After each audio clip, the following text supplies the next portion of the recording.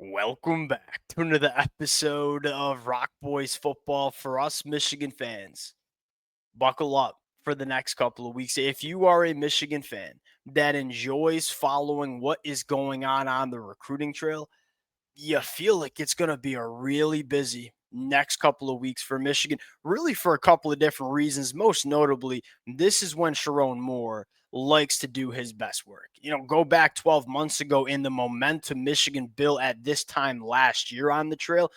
The other thing you got to look at here, go look at the chaos that we're seeing in the sport of college football right now. I mean, there are a good chunk of teams that are looking for new head coaches. There's another good chunk of teams that will be eventually looking for new head coaches as well. All of that chaos represents a unique opportunity for Michigan to really capitalize. And there are plenty of names that have emerged as flip targets for Michigan over the next couple of weeks. And I'll say this is it's not only going to be on the recruiting trail, it's going to be in the transfer portal as well. And what excites me the most is I know and I'm a Michigan fan. Many of y'all know that many of us are not necessarily sold yet on Sherrone Moore as a head football coach in terms of the results that we've seen on the football field. But one thing that I know damn well excites a lot of us Michigan fans is what Sherrone Moore is doing building this roster. He's very clearly taken Michigan up a notch when it comes to acquiring talent. And I think over the next couple of weeks, especially with Bryce Underwood next year going into year two, you're going to see Sherrone Moore get really aggressive in terms of building the roster around Bryce Underwood. It's going to be a very, very exciting next couple of weeks for Michigan building this roster out. Want to get into some names to monitor over the next couple of weeks and months. Before we get into it, as always, the Michigan fans, appreciate you guys. And look, I get this kind of episode. I personally love it. There's nothing I'd rather talk about. And I get this episode is not for everybody.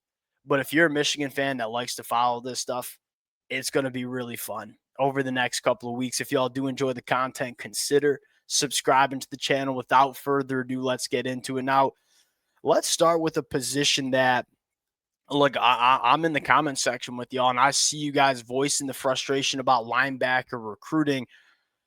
I'll say this, only having one linebacker committed, sure, that's a little bit of a concern.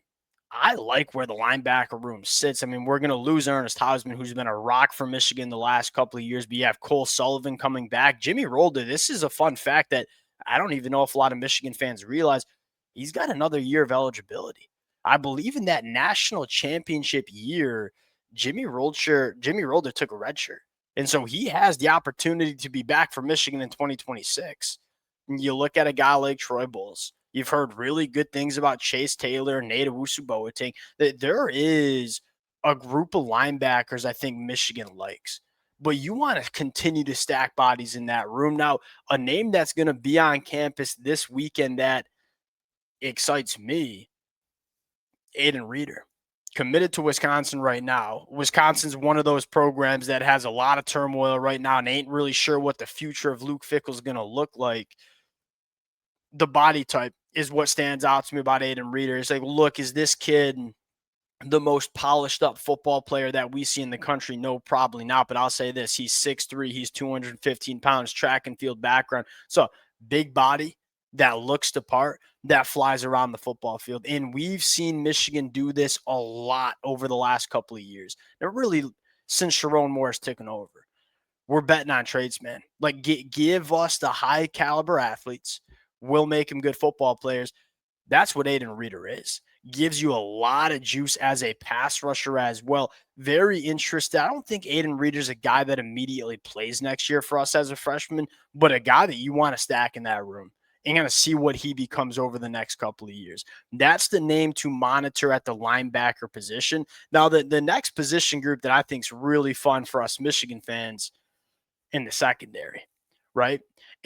We knew this was not going to be a very big class in terms of the new names we're going to bring in the secondary. Go look at the names we have. Shamari Earls, true freshman. Jaden Sanders, true freshman. Elijah Dotson, true freshman. All of which look like they're going to be really good football players for this team the next couple of years. I think we knew it wasn't going to be a monster class, but you want to bring in a few.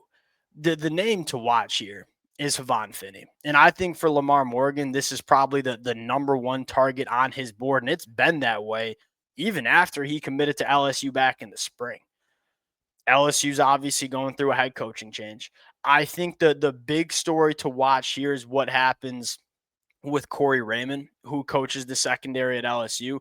Avon Finney's got a great relationship there. If Corey Raymond's not with LSU next year, I think you like Michigan's chances to come in and get this one done. And Havon Finney freaking rocks, man. No, number one, battle tested. I mean, plays some of the best wide receivers in the country out there in the state of California, has been a starter since his freshman year. And then just go look at the profile, man. 6'2", buck 80, 10'8" in the 100-meter dash. You just turn on the film. Like, yeah, that is a high caliber Big Ten cornerback. He looks the part. He moves the part. I think he is dripping with NFL traits. And once again, that's what we've seen Lamar Morgan lean into. When you look at a guy like Elijah Dotson, Shamari Earls, Jaden Sanders, all of those guys are big, they're long, they're fast. Havon Finney fits that mold. I think this would be, if Michigan is going to land a cornerback, Havon Finney would be my choice, and there's no question about it. Here's another new name for us Michigan fans to monitor, and that is Jay Timmons from the state of Pennsylvania. He is currently committed to Florida State. You have Ohio State sniffing around as well. I would go out on a limb and say I don't think he'll end up at Florida State. Where he ends up is going to be, and I don't even think Michigan's formally offered him, but Lamar Morgan is planning on going and visiting him during Michigan's bye week. We'll see what happens after that. Now, you look at Jay Timmons, a little bit of a different kind of defensive back. Havon Finney, big and long. Jay Timmons, not as big, very fast, 10-9 in the 100-meter dash, more of a nickel corner. Man, could he be a good one? And I think many of us Michigan fans know when you have a nickel that can make plays, it changes your defense, right? I mean, Mikey Sandstrom, one of the best nickel cornerbacks we've seen in college in a very long time, revolutionized how Michigan played football on defense. It's a really important position in this era of football. It's hard to find cornerbacks or nickel corners that are really good in coverage, that also can get involved in the run game. Jay Timmons can't, man. I mean, he's 5'11", but he's a buck 90, and he plays with a lot of physicality. Two-way player, has some really nice ball skills as well. I like Jay Timmons a lot. I'm very interested to see where this one goes. Now, going back to the big board and kind of evaluating the other positions and other names that Michigan could go after. And we'll talk about the offensive line, but I want to give my take first on the wide receiver position. It's obviously one of, if not the biggest needs that Michigan has. You know, I've been very vocal. I've seen you guys in the comment section. The wide receiver plays, it's not good enough for Michigan in 2025. Now, I think a lot of people would say, well, Michigan needs to turn it up for wide receivers on the trail. I think you got three that I like a lot coming in. I would prefer to see Michigan allocate those resources to transfer portal wide receivers. Number one, go look at the history and go look at how many good wide receivers are available in the portal. It's one of the easiest positions to go out and address. The second thing is, I want immediate impact. And I'm not saying that these freshmen, because we're watching Andrew Marsh give very much an immediate impact to this Michigan offense. But I am saying this, you have a better chance of finding immediate impact guys in the transfer portal than you do at the high school recruiting ranks. I would prefer to see Michigan say, hey, we're good with the three wide receivers we have. We're going to focus on maybe addressing the wide receiver position in the transfer portal with guys that we know can come in, provide immediate value for Bryce Underwood in 2026. Because if you're Sherrone Moore, if you're a Michigan fan, you have 2026 and 2027 circled. I'm not punting on 2025. I certainly ain't. But I'm saying this, if you were to ask me, hey, does Michigan have a great chance to win a national championship this year? The answer is probably not. In 2026 and in 2027, the answer is yeah, there's going to be a window. And you want to make sure Bryce Underwood has enough guys around him to go out and capitalize. I would prefer to see Michigan really hammer the wide receiver portal window as opposed to the recruiting trail. Last position to talk about, the offensive line. Now, this on the flip side, Michigan ain't going to need to go to the portal to go address the offensive line. And that's a good thing because I'll say this, it is a brutally hard position to address in the portal. I mean, I remember Michigan fans back in the spring banging the table for Michigan to go out and get a guy like Joe Cotton, who was transferring from the FCS ranks. Joe Cotton, I believe, ended up at Cincinnati, and I don't think he's an impact player. I should go back and check, but last time I checked, he wasn't playing much football. And that tells you how hard it is. And I'll say this: if you ain't starting for Cincinnati on the offensive line, you probably weren't going to start for Michigan. This is a position where you want to stack as many bodies you can at the high school ranks, get them into your program, develop in the right way. Now, we have three guys that I think Michigan fans really like. Malachi Lee is a guy that I just absolutely love. Where does Michigan go from here? The number one name here, and this sounds like it's probably going to pop for Michigan, is Tommy Froman. Now, you look at his profile, not a super coveted guy. He's currently committed to Miami of Ohio. Developmental cat, 6'7", 250. You see the picture of him up there. He is a lean guy that is going to need some time. Quite frankly, it reminds me of how we talked about with Blake Frazier, and I am stunned that Blake Frazier is this good this early on. If you're Michigan, you can afford to go get a guy like Tommy Froman because there's a lot to like. 6'7", great frame, great length, and he's a really, really good athlete. Just needs a little bit more physicality. Just needs to put on a lot of bit more weight. Well, you got time to put him in that developmental pipeline because look, he ain't starting at tackle for the first 2 years he's on campus. When you look at Michigan and the amount of tackle bodies they have, I mean, Evan Link, when he comes back from injury, I think probably kicks into guard. Blake Frazier going to be a dude for Michigan the next couple of years. You're going to have Andrew Babaloa back from injury. You're bringing in a guy like Malachi Lee. Andrew Sprague's only a redshirt freshman. He's got multiple years of eligibility. Ty Haywood's in the pipeline. You got time. You can afford to bring in Tommy Froman and say, hey, we aren't planning on playing you for the first 2 to 3 years, but we'll see what you look like come year 3, year 4. There's some upside here with Tommy Froman. You make no mistake about it. Another name to monitor here, Adrian Hamilton. He's a fun one. He plays from the DMV, plays with Tariq Bani, who is committed to Michigan at the edge position. He plays left tackle, but he'll certainly kick into guard.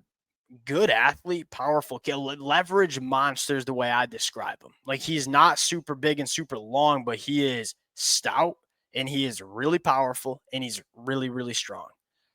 That's a guy that I think could be a multi-year starter for you somewhere down the road on the inside of that offensive line. Think about a guy like Greg Crippen. And Greg Crippen doesn't play his first 3 years, but I mean, year 4 was a little rocky last year. This year, he's been nails for Michigan at the center position. I mean, Adrian Hamilton could be that kind of guy. You have Sean Stover, too, a 4-star recruit from Texas. He really, really clean center prospect. Now, this is where I'm going to open up my wish list and say we just talked about a lot of names. Outside of Havon Finney, there's one guy that I would like to see Michigan circle back to. And he's really one of my favorite targets for Michigan all cycle. That's Deuce Gerald's. Deuce Gerald's currently is committed to LSU.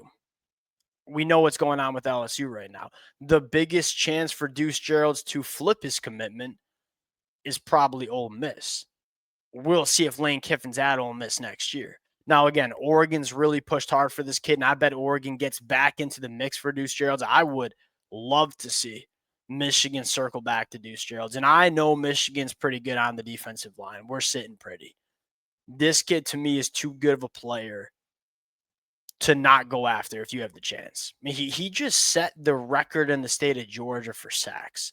Think about all the defensive linemen that have played in that state at the high school ranks. Deuce Gerald's at the top of the list. This kid freaking rocks. And that's a position where it's, again, hard to find difference makers in the portal. If you have an opportunity to find a potential difference maker, you do it every time. Deuce Gerald's, to me, is that guy. Outside of that, again, I'll say this. There are names I want. Deuce Gerald's, Avon Finney. I like Jay Timmons a lot. Tommy Froman's a guy I would love to see added to the class. I'm okay if Michigan doesn't get super aggressive at the high school ranks here. I think you have a really good class, and I think you feel really good about what you're bringing in. What I would like to see Michigan do is say, hey, maybe we'll stick with our top 10, top 8 class, try to flip a couple guys that we like late. Felt like we were a little passive last year in the portal. I don't want to see that again from Michigan, right? I want to see Michigan recognize that, hey, that this is a really, really good, young, talented team. And we have a lot of guys that we think are going to be difference makers over the next couple of years, but we have a few obvious holes in this roster, specifically at wide receiver. Go fix those problems. And the transfer portal gives you a pathway to fix those problems immediately. And I would like to see Michigan go out and do that because I start looking and I close my eyes at night and this kind of tells you that I'm sick in the mind, but I'm closing my eyes at night and kind of envisioning what this Michigan team is going to look like in 2026. Like the offensive line is going to be awesome. I think Bryce Underwood's obviously going to be very good. The running back position, I don't know what the future of Justice Haynes is, but regardless of Justice Haynes, Jordan Marshall and Savion Hyder, elite running back room. Defense should be very, very solid. There might be some positions we need to address, but it should be a very solid unit.